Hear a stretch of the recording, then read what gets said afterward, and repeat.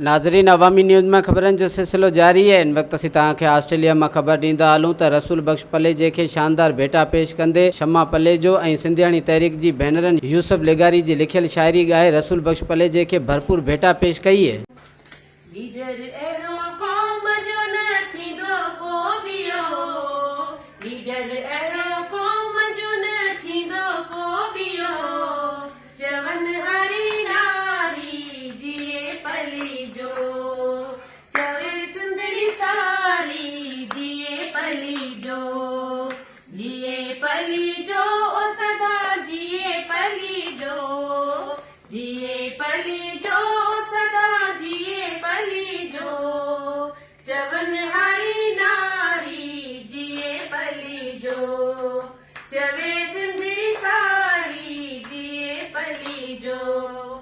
सिंध जे हक़नि लाइ सदा विढ़ंदो आ रहियो,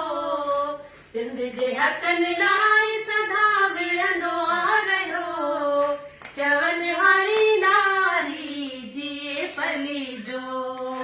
चवे सिंधड़ी सारी जिए पली जो, जिए पली जो सदा जिए पली जो, जिए पली जो सदा जी। वधीक खबरनि ऐं तफ़सील जे लाइ विज़िट कयो असांजी वेबसाइट awaminews.ht.com ऐं ॾिसंदा रहो अवामी न्यूज़